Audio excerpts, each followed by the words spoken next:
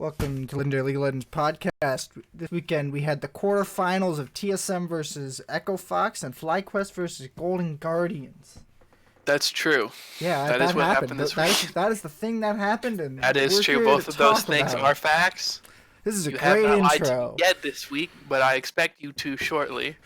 I expect nothing less from you. So, as we shall start in chronological order with the Fly Golden Guardians game, and whew, that was a long series. Yeah, it was a very exciting series, though. That felt like it took forever, to be honest. It truly did, but I felt like it took forever in a good way. I'm serious. Like, I was never really bored in this series. I was always like really into it, and I was on the edge of my fucking seat waiting to see who would come out on top. By the way, good job on the 3-2 predicts. We're geniuses. Oh yeah, we picked 3-2. 100%. 100%, 3-2, 3-1, 100%. We're untouchable. Can't wait for it to be ruined this week by something stupid. Yeah. I mean, yes. So this whole series started off with Viper just dying in lane to Haunter from a surprise ultimate, apparently. Yeah, that is how it started.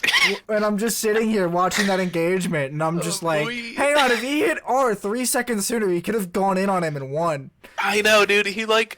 He waited till the cannon auto was in the air, and then hit R, and then died in the middle of the cast, and that was just a goddamn shame. I like that mistake. Honestly, feels like the biggest mistake of this entire series because it set Haunter off that entire game and made topside just entirely Golden Guardians favored. So there's nothing that FlyQuest could do to right that ship, and they just couldn't. They couldn't sustain against him. Just split pushing against them the whole game. So Viper seemed to be a bit of a weak spot for FlyQuest, and I don't think that's going to change. In the first game, yeah. But then he also went 2-0-7 on Rise. And he also went 4-2-6 on Aurelia. Pardon my voice. He did. He did do really good in the Aurelia game. I'll give him that. Yeah, he did pretty good in the Rise game too, I thought. Yeah, they picked a better comp for their team, I think, in the last two games.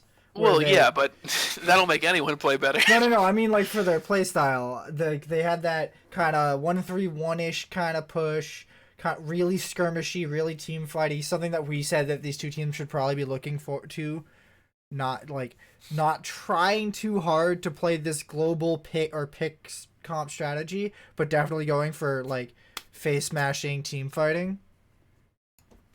No, I agree with you. I'm just saying that like, other than the one mistake, which, like, you know what, fair enough, dude. First game of the quarters, your nerves are a little live. It happens. You lose the game, but you come back and win the series, so it's not too bad. But I think that Viper definitely warmed up as the series went on. Maybe I don't think just because of the team comp changes. Well, I'm surprised that Haunter didn't win lane better on Yorick in game 2. Because in my experience, Yorick has the potential to do really well against Jace, but I guess if you're more cognizant of avoiding Yorick's abilities, I guess it's better. But I don't know. I still feel like Yorick should be able to duel on him. Duel on who? Duel on Jace. Yeah, I don't know. I don't really know that matchup at all because I have barely ever played either of those champions. So, I know. Do you want to talk about Pobelter? Because he looked fucking nuts. Yeah, we can talk about Pobelter. Pobelter looked really good this series and kind of triggered Reddit into shouting about Zoe for the next 2 days. Yeah, he got shit on the first game, but all of Fly got shit on the first game, so I'm willing to look past it. Yeah, Flyquest didn't do too hot the first game. They had this Protect the COG comp, which I was not a fan of.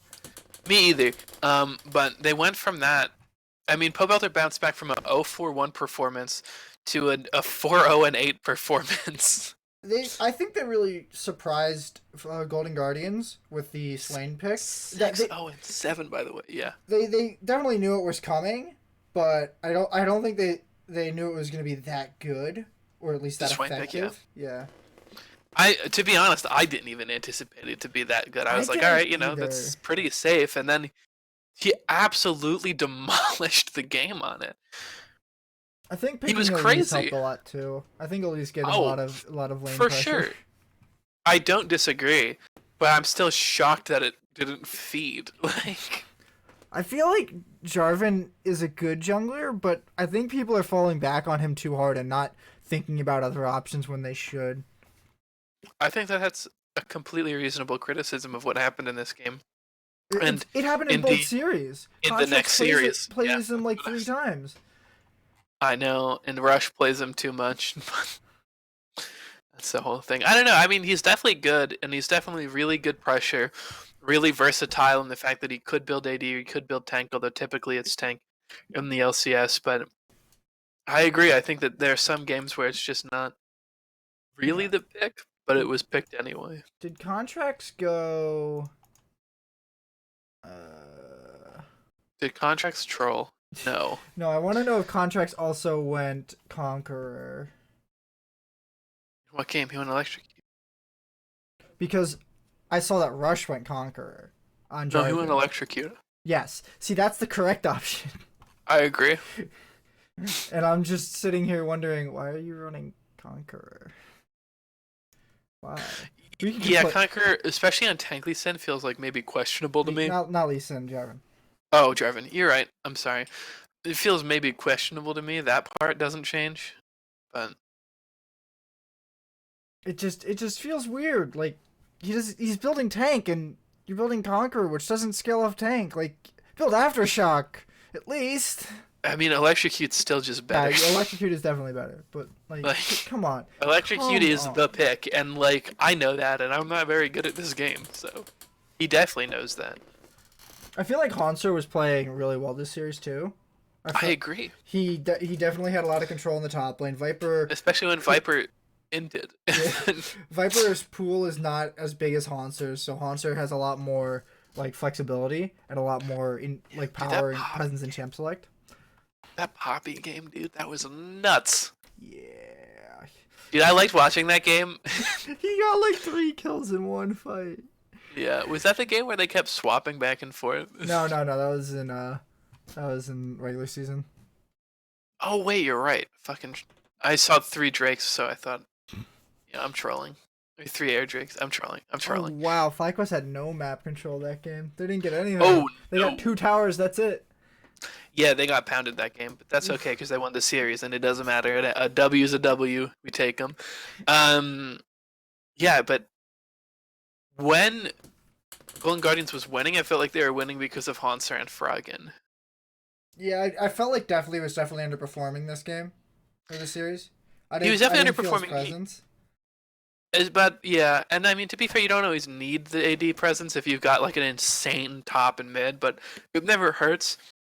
Obviously, there's going to be a little less shine on you if your team is popping off uncontrollably and getting all the resources, but it really did feel like the Hanser and Froggen show when they were winning.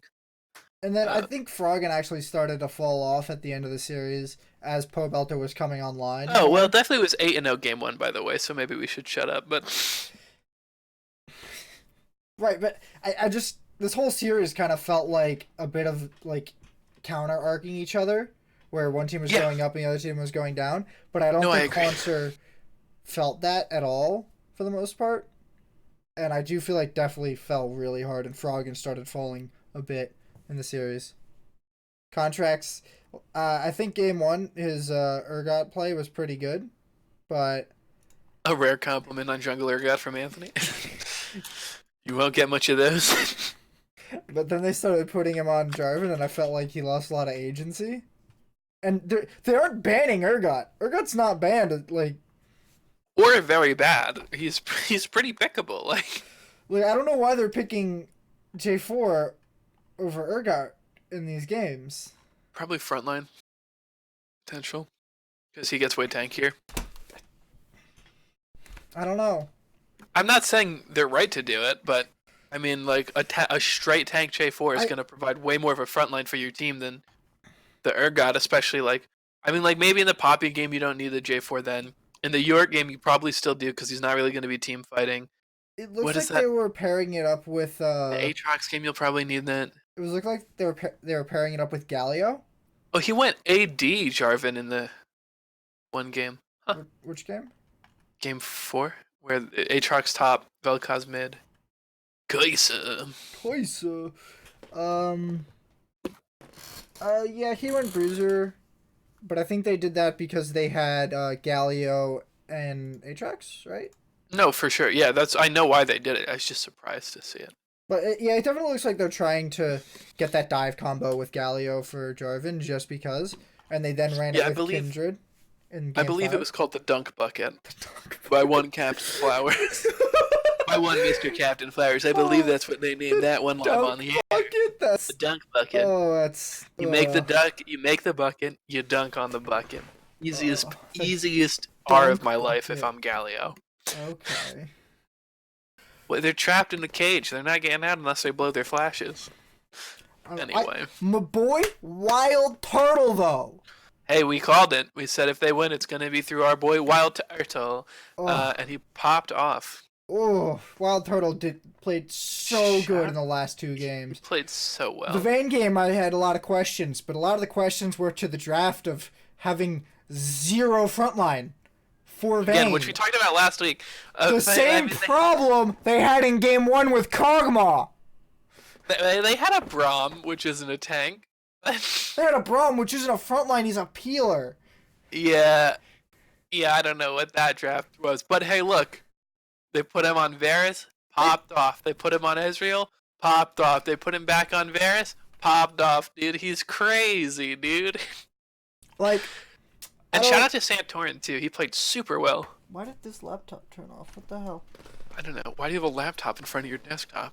I have 4 computers around me, bro. 4 computers or 4 monitors? 5 monitors, 4 computers. Why? One of them's on the laptop. That didn't answer. I don't like you. Anyway. We're talking about League of Legends, not my affliction of computers. I mean, it might be an intervention soon, dog. Come get me. You know I can. Anyway. I digress. So, Braum is like the most picked champion without any bans in the playoffs right now. That makes sense, though. And I don't know why. Like, are you serious? Like, no, because Varus and Kaisa are insane with Braum. But it's not like they're picking him to counter poke comps that much. They're just picking him to be a little bit appeal. Yeah, but the appeal helps on carries like Varus, right? And like, so like, let's look at the carries he was picked with. Last game, Lucian, obviously a really strong lane. Varus in the game before that. The appeal's really helpful for Varus, and because he went lethal tempo Varus, he can proc those stuns like crazy. Picked it with Vayne, another attack speed AD carry that can get a lot of mileage out of it. Picked it with Ezreal, not as good, but into the Lucian, I think it's better in lane at like 6, and it's not bad with the Jace on the team. And then they picked it with Kog'Maw, which obviously makes a lot of sense. So like, at least in this first series, like for me, that all tracks like completely. Like if you're picking these kinds of AD carries, and you don't want more, you want something more melee, you want something more peel, then like Braum's a fucking fantastic choice, as far as I'm concerned.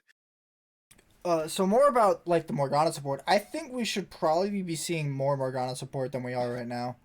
Probably, but well, that's Fox TSM. It's not the right one. Just because I don't think like the supports are the main source of CC right now, and like they're running Jarvan jungle with Galio support, so you're not gonna get Jarvan Galio'd with Morgana shield on.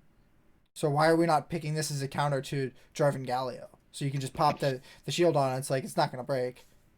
It probably won't break through the combo. Well, you can't shield the ult, which is the point of the Jarvan. I mean, sure, but what is any other person or support gonna do for that? Tom Kench is gonna munch your ass up, dude. Yeah. Get your bum ass out to safety. Yeah, it actually wasn't. Morgana was not banned at all in the first series. It was banned every game in the TSM series. Yeah. By TSM. Pretty sure they're afraid of Fox playing that, because No, no, Hakuho's I don't. nuts I on don't think Morgana, about though. Hakuho. I think it's I think it's definitely a Froggen pick. For Echo Fox, who Froggen's not on? Oh wait, I'm an idiot. Fuck you. Yeah, you're right. You mean they were so afraid of Shut up! Froggen's Don't you Morgana? dare! They were so afraid. They're like, we I can't want to even talk let a about team. this Flyquest team. We can't comp. even let the team Froggen was on like 2 years ago. So, Flyquest team You're comp so in dumb, Game dude. 5. Dude, we've is talked about these super teams for greedy. 9 weeks, dude. What's wrong with you? It's super greedy for them to run Aurelia, Lee Sin, You said Zoe, Bracken was on Echo Fox. and Morgana. That is so greedy. Yes, I agree with you. How But you also said Froggen. how do I'm you gonna drop it now. how do they lose to how do they not lose this game playing this greedy? The answer is Pobelter gets some really dirty kills, but What is it on that's the not last the game? fun story. Yeah, the very last game.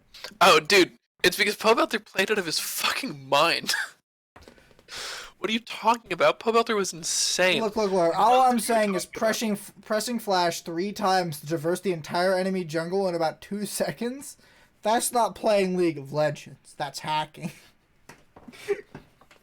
No, that's just Zoe. Well, Zoe's just kind according of to certain game designers, it is now playing League of Legends.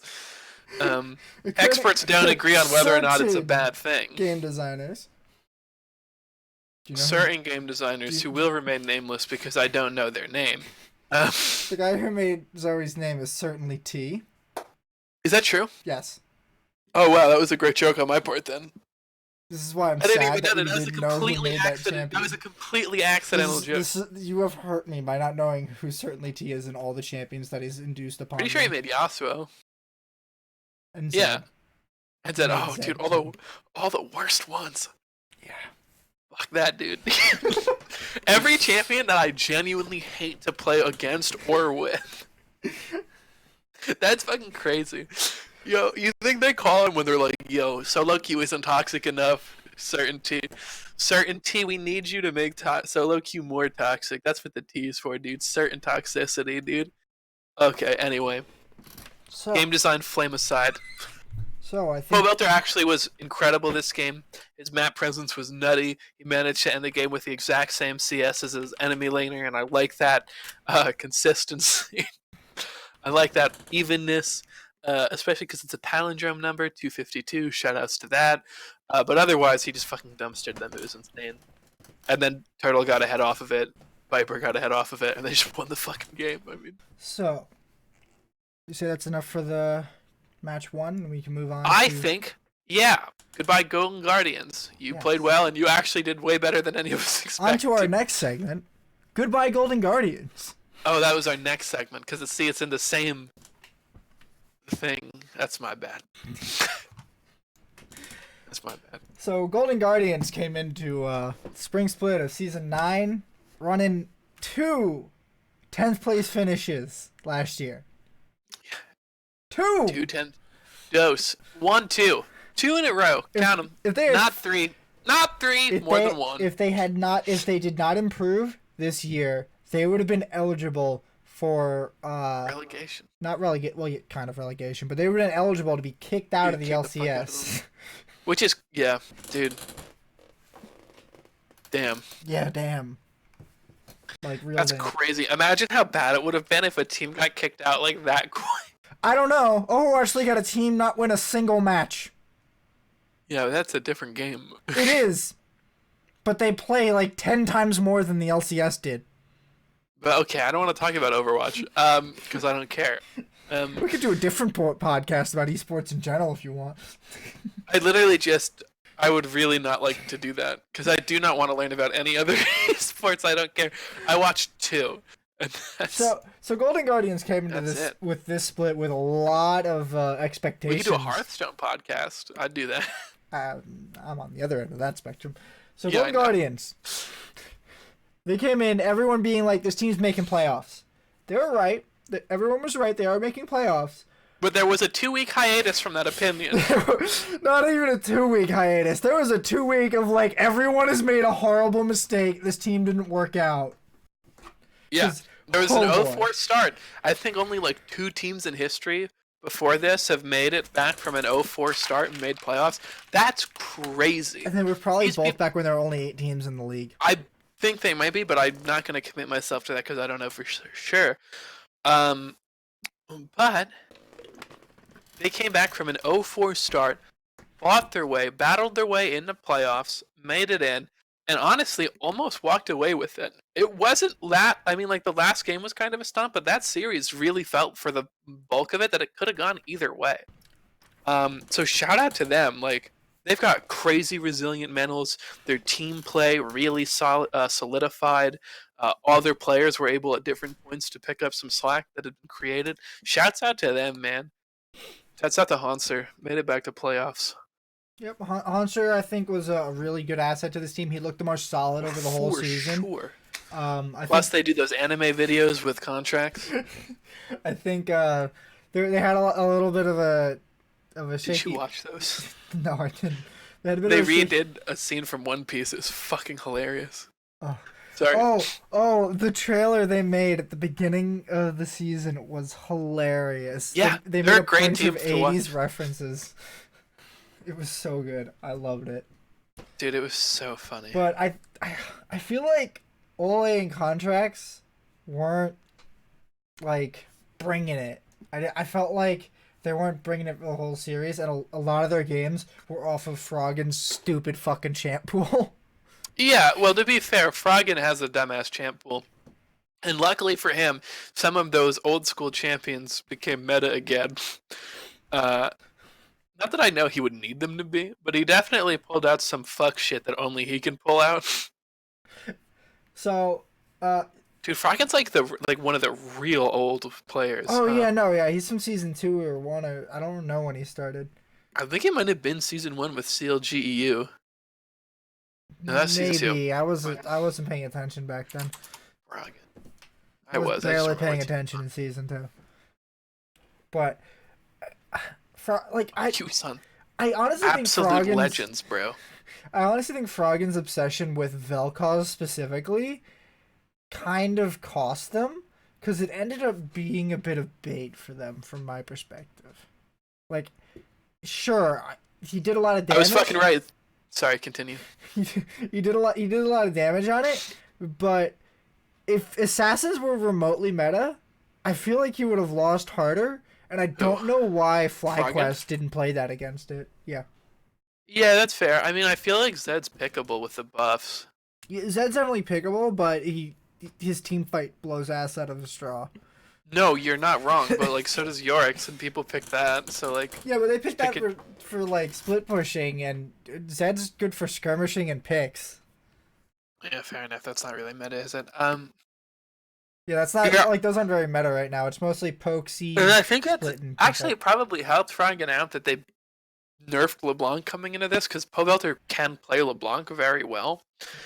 And so if LeBlanc had been stronger, this might have been even more of a sort of one-sided series for a lot of Froggens. Yep. Although when I hear Pobelter though, I don't think like assassin player, right? Like, yeah, he can play LeBlanc because basically any LCS mid laner can play LeBlanc, right? It's like Ezreal. Basically any pro player can pick Ezreal if they're an AD carry. It just or a Thresh. And if you can't, I don't know what you're doing on that stage.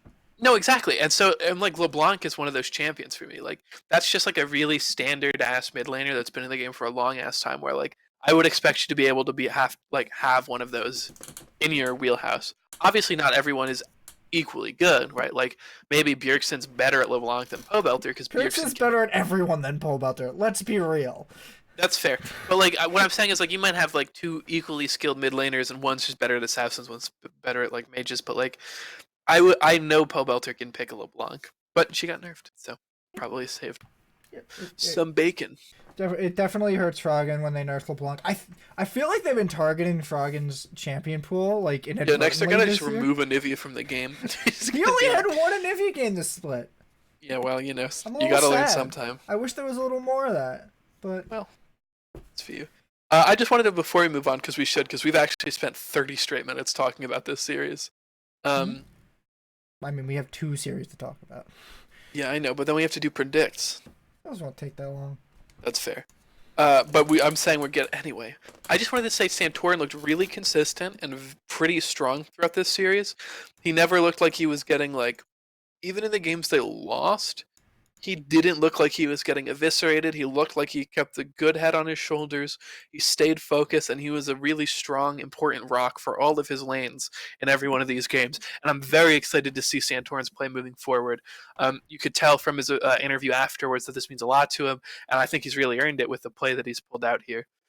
Yeah, he definitely earned that one spot from a team other than C9 or TSM on the top 3 teams or all pro teams of the LCS. So I'm hoping he can keep improving and get back up to that Mondo Epic Santorin that was on TSM back in 2015. Or was that 2014? I don't know. 2014 was amazing. 2015 was Santorin, I think. Well, yeah, definitely keep an eye on Santorin going into the TL match, because if he can body Xmithy, TL ain't got a shot. These are facts. Onto, November 2014 and October 2015. Yeah. On to I don't even know it. TSM versus Echo FOX. We both called it 3-1 for TSM. TSM, yeah, because we're fucking nuts. Yeah, we're prophets. And TSM nailed it. Yeah, that's what it is. Directly to exactly how I would have called the games of TSM lose game 1 and then win the next 3. That's how we called it in the show. Not how you would have called it. That's how you called it. And I called it. We literally said, it's going to be 3-1. TSM usually drops the first. They're slow to start. Like, I think I said I could see them losing any of them, like lose the first and come back. And you're like, yeah, they always lose early. And I was like, yeah, that's true. And then that we just agreed. And look at that, Anthony. We literally called it to a fucking T. See, the analyst desk needs us because we know our shit. Yes, and because this has not been their record in every single series they have won for like the past 4 years. Totally up, not dude. a thing. Hey, don't. No, dude. Shut up. What are you talking about, dude? Shut your dang old pie hole, dude.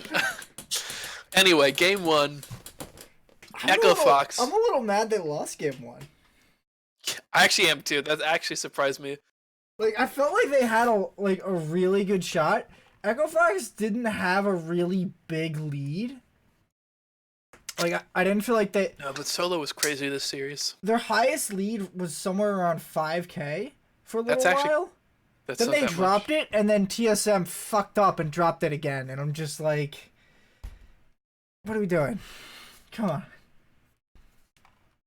Like, I don't know what I have no words for how disappointed I am in that. That was just such a disappointment. I felt like they definitely could have won this with getting Jax online and getting Jarvan going with that. But I agree, but it didn't happen. But Zillion just felt like they didn't it wasn't the pick, and Rush got a bunch of really lucky pickups on his marks on Kindred. I agree. That was so lucky. Stat game was insane this game. Didn't he have like 4 like really early? Oh yeah, he had 4 by like 9 minutes or something. It was stupid. That's nuts. That's nuts. Like, if I get 4 by 9 minutes and I don't take over that game, I did something very wrong on Kindred. And he didn't even take over the game. No, he didn't. Oh, and he even kept fucking up, and I'm just like, the RNG is getting handed to them this game. That's true. Rush is still trying to throw the game away. And he doesn't stop. For this whole entire series, Rush doesn't stop trying to throw the game away by just going. Yeah. I mean, we can talk, yeah. Solo looked like the Rock this series. Yeah, Solo definitely looked like he was trying to hold the whole team together this series, and definitely like... Rush looked like he was just cracking under the pressure, dude. Like, he let Solo die in one of the games by pressing the ult too late, blew his flash, got killed. Even when he had the lead on Kindred, he wasn't able to... Like, he ended 1-3-7 after getting 4 stacks at 9 minutes, which is... That's a really bad score for that position. That game was 10-10. Like, I know. Like, yes, they had all 4 Drakes. They had a... But, like... I mean, like, when you have 4 marks at 9 minutes, you should be way better off than 1-3-7. You know? It's just... Where did Echo FOX really earn this win from? I guess you could say it was solo, but I feel like I guess it's from Free SM this game. Like yeah, this I was guess it's from one SM. bad fight that TSM takes and just loses. Yeah, this was a Free SM game, and the next three were TSM games. Like it was. So, I mean, but that's how it is sometimes for you guys, in and that's game okay. 2, Brother Phoenix steps onto the rift Brother Phoenix. and he doesn't get off. Well, I think he kind of gets off in game 2 a little bit, but games 3 and 4. Is that brother with an I'm sorry. umlaut over the O, like the memes? What game is? Wait, no. Yeah, game 4, Phoenix gets back into it, but Okay, well, how'd that work out for him? didn't win the game, but he wasn't complete garbage like he was the previous What was 2. his score in game 2? Game 2, 0-3-3. Yike. And then game 3 was 2-5-3. So even is better than negative. So they had Cho'Gath this game, and this looks like I was like, what the fuck? This looks like a pretty decent like front to back team fight comp that's straight up, but you're fighting TSM with a team fight comp. Yeah, that's maybe bad. And they got Callista Galio. What's wrong with this picture? Well, it's that TSM is a better team fight. TSM's a better team fight. Yeah, look at those English skills, son. Look at those English skills. That's my guy right there. And bro. they have Vladimir. Like, what are you guys doing? You gave them so much power. You gave them Vladimir, Lissandra, Callista, Rek'Sai, who was a monster this series, by the way. I agree with that. Like, there are so many priority picks on TSM, and you have Corky mid, who dies to the first gank. Yes. And then, I'd like to go to the damage chart real quick. Please take a guess at how much damage Jarvan did. I'm going to give you the other 4 members of his team. 16,000 on Cho'Gath, 14,000 on Corky, 11,000 on Jinx, and 3,000 on Braum. How much did Jarvan do? I don't know. Just take a wild guess. No. Huh? No? Yeah, I wasn't really listening to the numbers you read out, so I don't even have a... I was being a bad person and looking at other stats. He dealt 3,000 damage on Jarvan that game. That's not a lot. It's not, especially considering Rek'Sai dealt 10,000. What was his build in that game? Pure tank. Oh, that's... With Conqueror. Oh, that... Mm-hmm. Yike. Yep. I don't know. He took Conqueror every game on Jarvan, and I don't know why. I don't get it. Like, why? It doesn't do any health-based damage to my knowledge, right? Hello? Matt, you there? Hello? Hello. We're back. Can you hear me? Yep. Uh-oh. Don't know what happened there. Okay. So wait, what face damage? I'm pretty sure that Conqueror doesn't do any health-based damage. Health-based. I'm pulling it up now. Bonus attack damage. Yeah, it does not. So, like, why are you picking this when you're going full tank? Especially in a comp where you have Braum and Cho'Gath. That's your front line. Just go Bruiser. Go Black Cleaver. No one's gonna blame you. Just. Well, maybe it's good because you stack it 5 times and 10% of your damage is true damage that heals you for 10% of the pre-mitigated damage. But he isn't doing any extra damage. Yeah, but it's also like on level. He doesn't have any AD. I mean, the jungle items give you AD. No, it doesn't. Not when you build Cinderhulk. Do they really not? What? Yes, no, it I doesn't. literally don't know the stats on them. You're what? They don't. The AD one gives you AD. The Cinderhulk one does not. Yeah, I believe you, but I also don't believe you though. It gives you extra damage to monsters specifically, so that it doesn't you're have right. to give you extra damage in general. Shit, you right? Dude, I forget, dude. So, I'm fucking dumb. what? I'm sorry. What are you doing? Why are you building this? Yeah, that's actually so crazy. out of it. I don't understand what that was, but that's also like a team thing. Like if they should have, the coach knows what he picks. Pick And then, 620 for the love of God. Yeah, but like if the coach sees him picking him, and next game he's like, "Hey, pick Jarvan, but don't do that fucking Conqueror horse shit again, dude." Like, I would unless he planned to go but he does like it 3 Bruiser, games in a but row. then he couldn't. He does it I don't know. 3 games in a row. If you're going Conqueror 3 games in a row and you're losing all 3 of those games, that 3rd game you better been like, you know what? I'm not winning this. I need to go tank or just Electrocute like I'm forget it. supposed to. Like, Maybe go electrocute. I don't know what was going through Rush this game, and I don't know why they put him on I don't know Jarvan what 3 was times in a this row. series. Yeah, the series. He looked so out of it. He made a lot of like very big mistakes that he doesn't usually make. Right? It looked like pre-break Rush. It looked like he wasn't there. He wasn't on the same page of his team.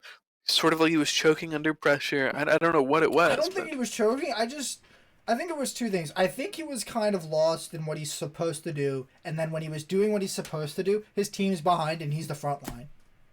So yeah, well, that'll definitely fuck up with KDA. So he's gonna get screwed. He also has the most average death per game in the series, or in the playoffs. Yikes. So until Free SM gets clapped by C9 and they all go 0-50. Please.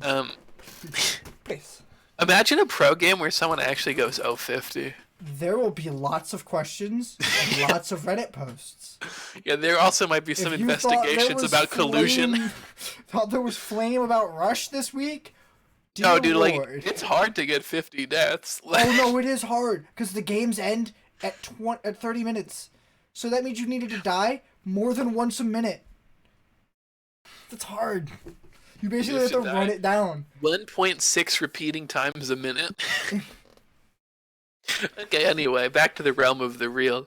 Did you notice Apollo and Hakuo were playing this game? Because I didn't even notice Apollo and Hakuo were playing this game. Or the series? The series in general.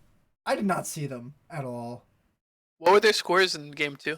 Game 2? 1-3-1 for Apollo, 0-4-2 for Hakuo.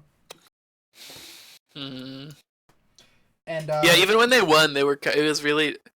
This series was like Solo doing everything he fucking could to keep this team in the game. And then you can't do everything.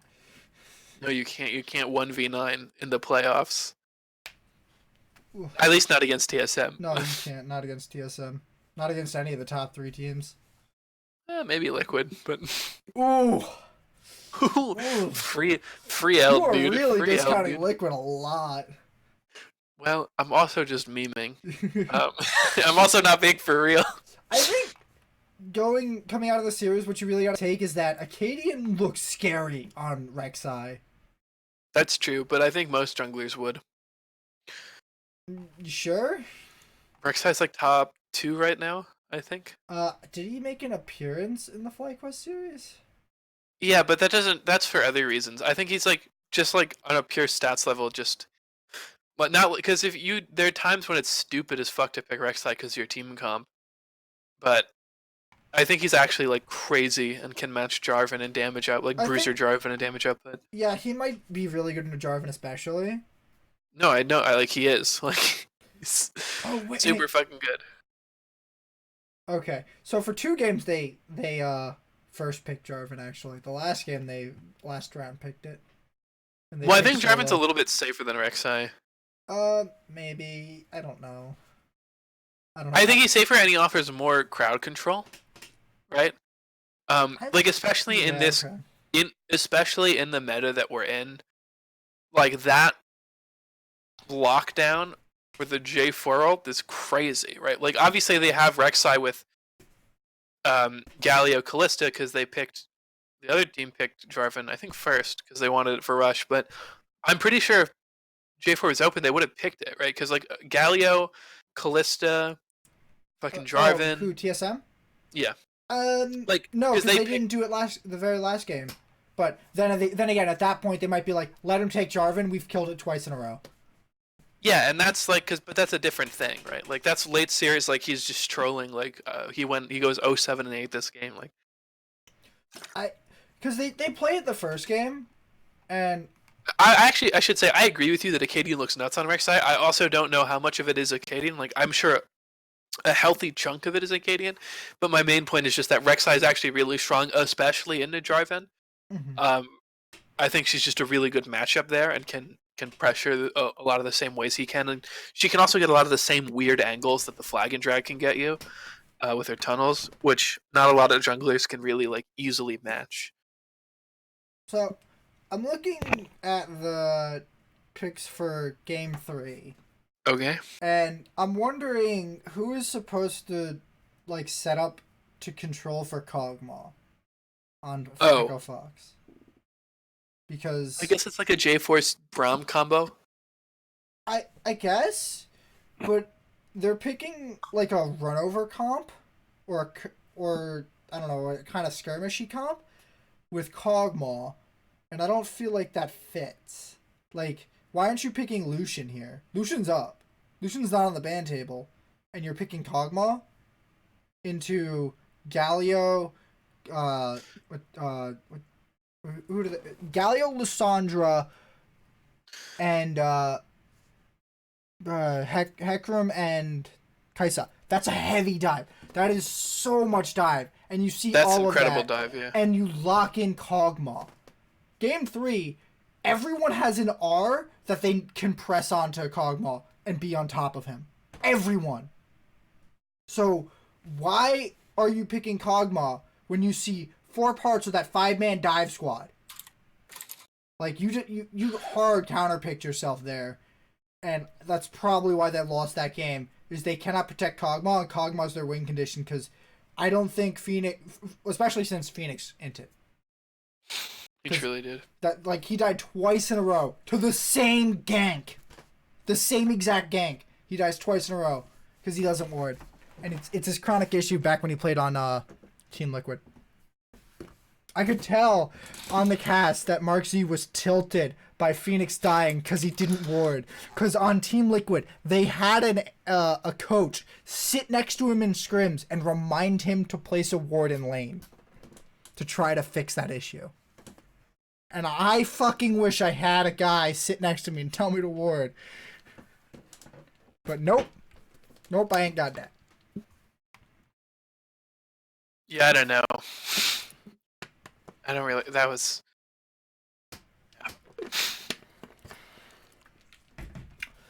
So, I kind of feel like Echo Fox started drafting themselves into a hole in the last few games. The last game, I'll give it to them. They tried to put Solo in a place to carry on Akali. I just don't feel like Akali's in a place to carry. Like, ever. And then they lock in Hecarim for the second time, and Broken Blade's looking good on Hecarim. Like, Hecarim's looking like a good pick for TSM. TSM's, like, they only had to show their red side champ select, and it looks like they have a lot of picks. Hecarim was really surprisingly nice from Broken Blade. But TSM just look like they're so strong, and they have so many picks, and they have like how do you beat them, especially when they showed this little? I don't see a way around this at the moment, because they played like two different styles this series in only 4 games, so they didn't have to show anything. What's your plan to deal with these guys if you're C9? What's your plan? I honestly I don't know, but I'm not a pick man, so I'm not a coach. What do you think the lane you probably want to target primarily? What lane do you want to pick to try to focus? Dude, I don't fucking know. Probably bot lane. Shut Sven down. Sven, maybe shut Sven down. Maybe shut Burger King he down. He played 4 unique champions in 4 games. Oh, and I thought you meant with a strategy, not with bans. No. I would say, like, I don't know, but I think there's a lot of depth on the C9 side too. Maybe not as much, but I don't think like. Okay. I think it's just going to be a matter of like banning. All right. So before we get to talking about TSM C9, we have to say goodbye to Echo Fox. Kind boy, we salute you. You definitely tried, I think. We think. We can't say otherwise. Otherwise, We're alleging things we shouldn't be alleging. Yeah, I don't want to commit myself to anything hard and fast here, but I love Rush. He's a beast. One of my favorite players to watch. Very funny to me. Uh, I used to have a terrible problem of saying unlucky every 6 seconds in a solo queue game because of him. Anthony remembers those days. Yeah, it was only solo queue, Matt.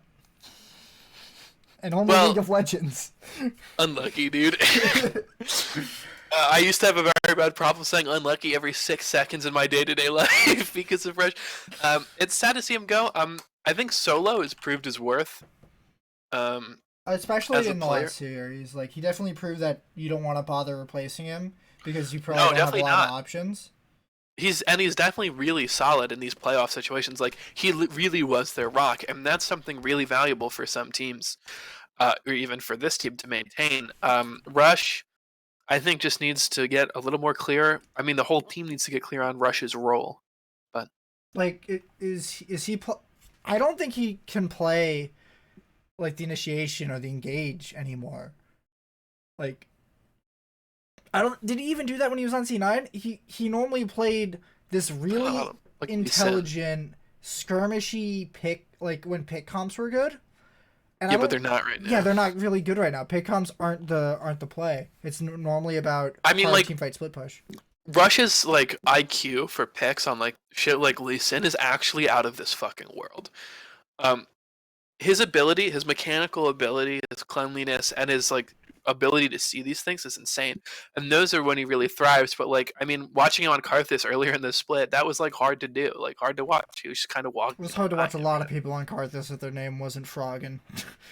These are facts, but I digress. I'm excited to see how it evolves if Rush stays with Echo FOX. If not, but can you still hear me? Yeah, you're lagging a little bit. Hold on. Can you hear me now? Yeah, you're back. Hello? Hello. I don't know. Oh, my fucking shit just lagged very heavily. I apologize. What I was saying was I hope to see where Rush goes, see if he stays on this team, and then see what improvements happen for next time, because I think if he gets more clear on his role in the team, that will be quite good for him and the team as a whole. I don't think Panda is a good replacement. I don't think he's going to solve any issues for them, as far as I can tell. He's also probably just like not as good as Rush. I think they have like 2 months from this point to figure it out. So we'll see what they come up with, but who knows? I think Phoenix gotta go. Yeah, Phoenix definitely has to go. You got to figure out something to do with Phoenix because he looked good at points. Hang on. He looked good at points in the split, but like he isn't good enough. And Apollo and Hakuo have looked better more often and more consistent. And then Phoenix like just straight up throws 2 lanes away in your playoff matches, and it's just, well, there goes Phoenix. You didn't even pick him Azir once. Yeah. Didn't even pick him Azir, dude. And that's Phoenix. Oh my god, imagine if you had Azir in that quirky game. That might have been different. Holy shit. Yo, why didn't they pick Azir in that quirky game? Well, my thing is... Yeah. Oh, what I was going to say is, what my idea is just that, like, solo never in this regular season felt like the hard reason they were winning. Very rarely did Apollo and Hakuo feel like the hard reason they were winning. I feel like if that team's going to have a win condition, not that they can't be the like play-through strategy, but I feel like if they're going to win games, it's going to be through their mid laner and through Rush. And Phoenix just doesn't seem like he's been able to like pull that weight. I think they would need to get like a much stronger sort of like carry-oriented mid laner who could put a lot of pressure on other mids, who could do those things and a lot, because Solo's incredible as a consistent, solid player, but it was in the series he really popped off. But in the regular season, it was a little more rare to see him really pulling the full weight of the team. I don't know. Goodbye, Echo FOX. Let's get to predictions, son. Hang on, I have one more thing. Oh, god damn it, okay. I just threw some shit and everything. Fuck. All the drama's fucking gone, dude. I think Phoenix's champion pool is probably one of his biggest problems, but also his biggest benefits. Because his champion pool at the moment is like... Yo, it's like HUHI, dude. It's like HUHI. But his champion pool is kind of meta champs. He plays Zoe and Azir at levels that I don't think a lot of LCS players can play it at. And I agree. they got Zoe once, and then No Azirs. never picked it again, and had it taken away in game 4. And they didn't pick Azir either. So I'm questioning, do you know what your team is good at? And if you do, why are you not playing to that? And I feel like they can keep Phoenix if they can answer those questions and be like, Phoenix has a small champion pool and we need to keep that hidden and just play around that. Or teach them how to play Morgana. Because if they don't touch Morgana until summer, I think she'll still be around. Oh, yeah. Alright, can we move on now? Okay. Retain some of my drama. Okay, yeah, let's move on. Let's move on. There it is. But before we do that, I feel like we have to talk about HUHI fucking hate getting dropped from 100 Thieves. Wait, did he actually? Yeah. They put it on Twitter and everything. What? HUHI got dropped from 100 Thieves. He got cut, dude. And dear Lord, is that one of the fastest droppings of a player I've ever seen in the LCS. I literally didn't even know that. It happened yesterday. They had to wait until after April Fool's because otherwise it's confusing. So, who are they replacing him with? Are they throwing I don't know, Salico? but he also tweeted that he'd play mid or jungle support. Who's picking up HUHI as a jungler, by the way? Is he gonna do Aurelion Sol jungle, bro? You're trolling. HUHI and Piglet need to start a team of people who can play the 100 roles. Well, no. Hey, what they need to do is start a team who can play 100 roles. You forgot the important air. Don't fear the man who has practiced 1,000 kicks once. What? Hang on. I feel like that's the other way around. 1,000. No, it's don't fear the man who's practiced 1,000 kicks one time each or something. Fear the man who's practiced one kick 1,000 times. I mean, also don't fear that because when he did that, all he could play was Aurelion Sol and Rise. Clearly, we don't need to fear either of these people. As long as they're HUHI. Moving on. Wow, who else did they cut? Anybody? No, that's the only roster change announced for the LCS at least. I think everyone else Dang, dude. is either holding out or still in the season. That's fair. Moving on to TSM versus Cloud9. What the fuck? Are you sorry, I'm just fucked up at the idea of I'm sorry. We got the teams to talk about. C9 TSM. Okay. Let's go. Let's save our personal prediction for the end. Yeah, well. So, if you say 3-0, you're a great fan. That's all I'm saying. So TSM are looking rather hot. They're looking like no one can match them really, and that they have large champion pools. They have a large list of play styles. They can play through any of their lanes. So, tell me this: where does C9 come out of? Where are they trying to get to be the better team from? What are they playing around? Are they playing around sneaky in lane? Are they hoping Niski is ready and willing? Are they hoping who the hell is Svenskeren isn't going to turn into Brother Svenskeren and hand TSM a series? Or is Licorice going to hard carry brother them? Meme kill. Is Licorice going to keep trying to be? Where did that even come from? The black licorice that I hate to eat and try to carry them? Where did the brother meme come from? China. China calls anyone who looks like they're inting brother. Why? Anyway. It's supposed to be like an inside man kind of thing. Figured. Anyway, that's what I assumed anyway. Here's what I'll say. What's their game plan? How they walking into this? I think Svenskeren has a slight edge over Acadian, just experience-wise. On TSM? On TSM and on these kinds of stages. But Acadian's quite good. I think they need to shut Sven down, but I think Sneaky and Zazel are a really strong point for C9, and I think that even you can agree with me on that. That C9 and Zeyzal are a very powerful duo and might need less assistance from the jungler than some other bot lanes might need against Ven and Smoothie. But I think that the main game plan is either going to be really hard carrying through Licorice or Niski, and then seeing how the rest of it plays out. But I think that if Licorice or Niski, I think Licorice is probably the safer bet because Niski and Bjergsen, I mean, that's a hard one for Niski. That's a hard one for most people. Right? Like Bjergsen is a hard matchup. Whereas Broken Blade, while good, I think might not be quite as good as Licorice overall. And with the champion pool depth, maybe they're equal in depth. But I think top lane is definitely their best bet with a little bit of a focus bot side to try and shut down the very, very powerful duo lane of TSM. Thoughts? I rambled a lot there. I apologize. I don't fully see Niski hard carrying them on anyone but Zoe. Well, I agree. That's why I didn't put his name in the mix.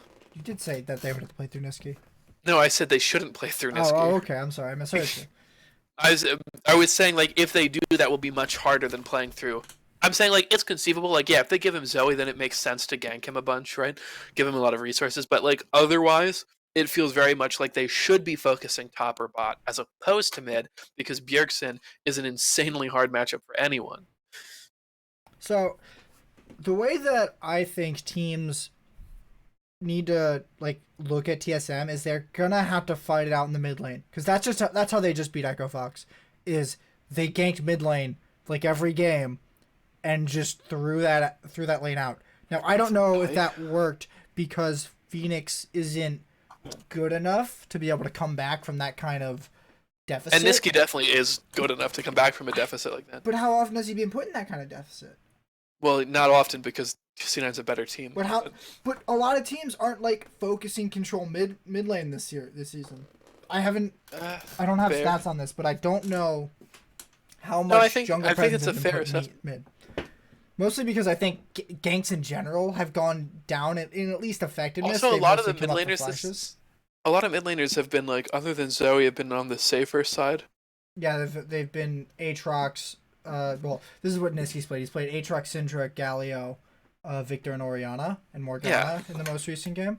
So those are a lot of really safe picks who just play back. That you're not camping. That's not like your Echoes, your Cassiopeias, your fucking, Yeah, you're not trying to dive on people and then getting caught up in trying to pick a kill mid lane. Yeah, for sure. On this we can agree at least, but nothing else. Nothing else. No, the only lane I think C9 have a chance at beating TSM is top lane or jungle. And I think the jungle one is relying on Svenskar and not overextending. So top lane. Yeah. So I think playing around Licorice is probably C9's bet, but I think TSM are probably going to try to continue playing around Bjergsen early like they did with Echo FOX, because I think that's just how TSM needs to play. I think Bjergsen is the linchpin for that team. He's always been the linchpin for that team, and whenever they tried to not play around Bjergsen... it used to be Reginald, excuse you. So whenever they didn't play around Bjergsen, they were less successful than when they do. So I don't really see why you wouldn't play around him. He's just so good and can control a game so well after you get him ahead that I don't see a reason why you don't. Especially since I've seen Broken Blade just hold his lane and the bot lane has just held out too. Like, I feel like they can hold losing matchups while you get ahead mid to then re-win their matchups.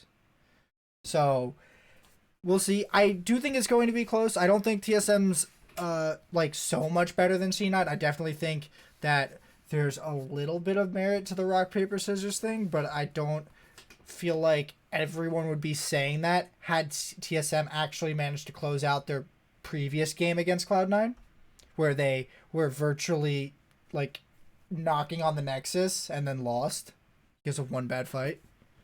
So I feel like this, there's a little bit of merit, but it's tainted. It's just tainted for me. That's fair. You got anything else, or? No, I've got nothing else.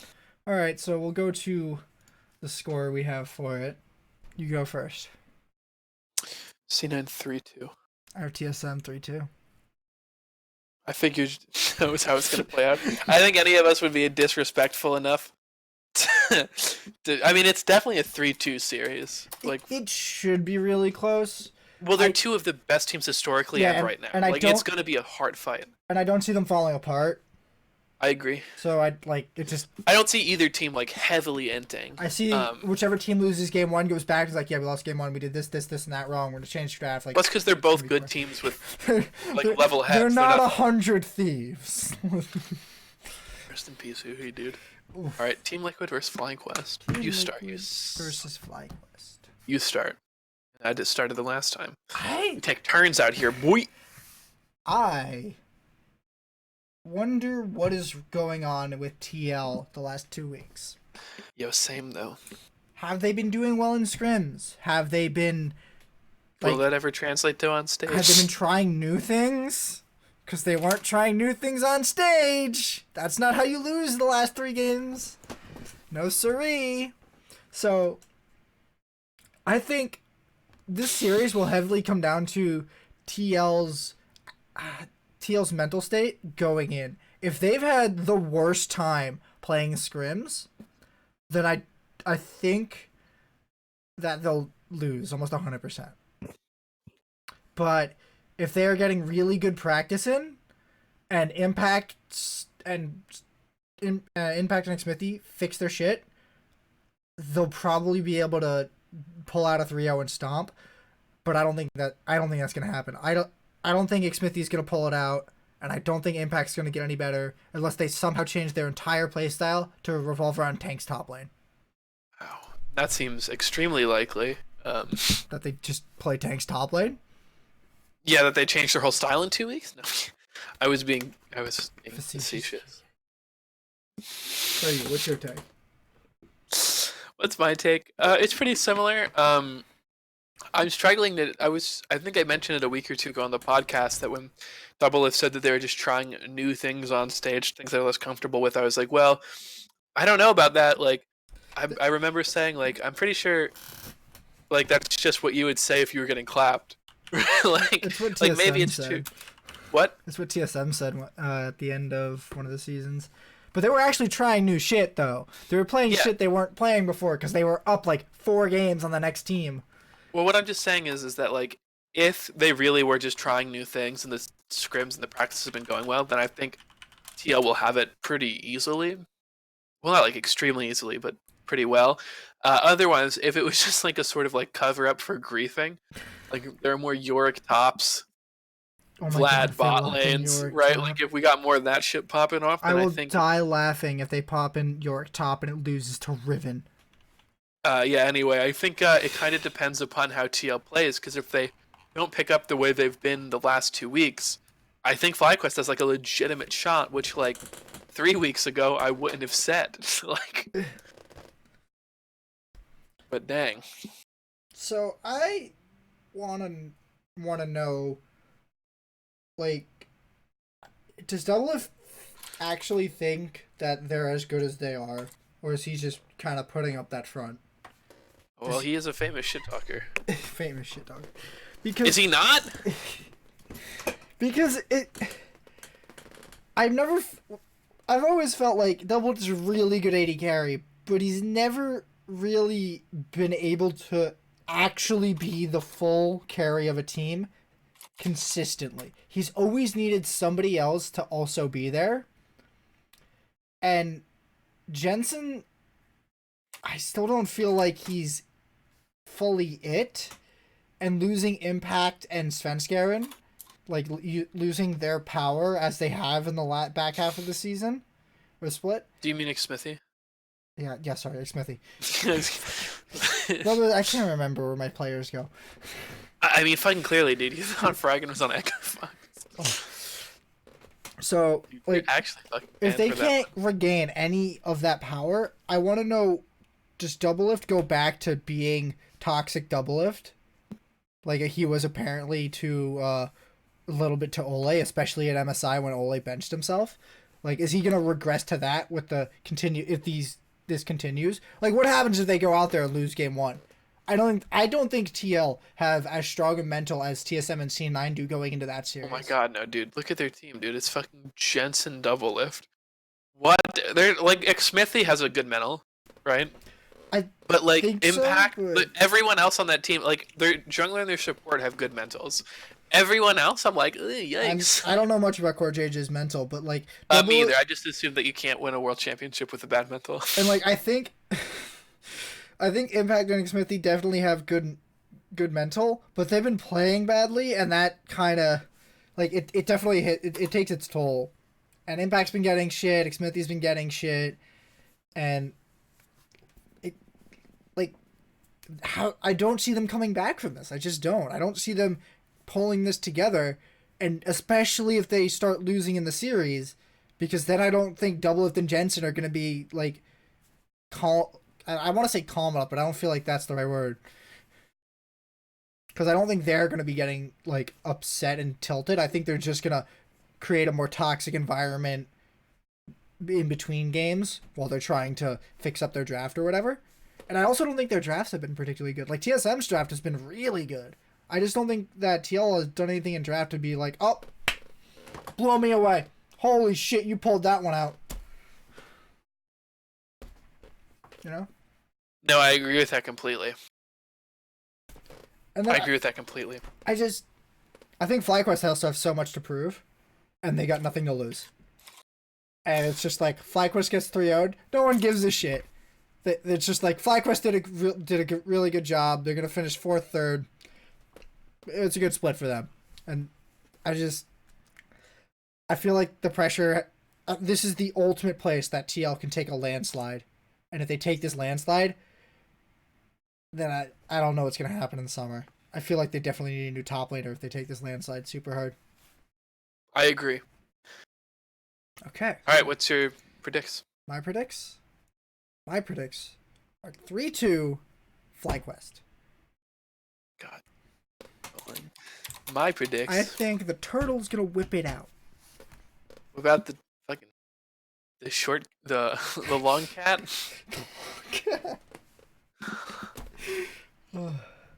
The short dog and long cat, or long dog and short cat. I forget. But I don't remember. I actually agree with you. Fly 3-2. Damn. And this is not memes. Like I had been. Damn. I mean, I'd been thinking about it, and I'm looking forward to the desk. I'm looking forward to. See what the desk says, because as contentious as I think the TSM C9 one will be, I think that one's close, and I think it's legitimately close. But I feel like the TL Fly one is close for like non-tangible reasons. Like, can Flyquest keep beating them? Is this gonna happen? Like, I think so, and I feel like I'm banking on TL being unable to get their shit back together inside of 2 weeks. No, I completely agree, which is why I'm giving it to Flyquest.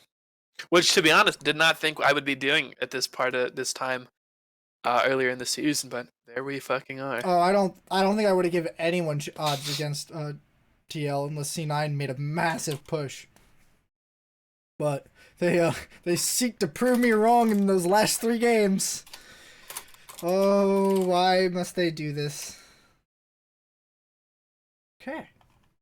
Okay, you want to take us home? I think so. We have nothing else we need to talk about. Rip HUHI, anyway. Yeah, Rip HUHI.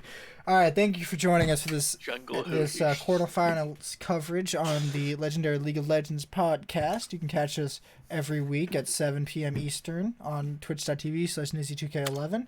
Catch the VODs on my YouTube channel, and have a nice day. Have a good night.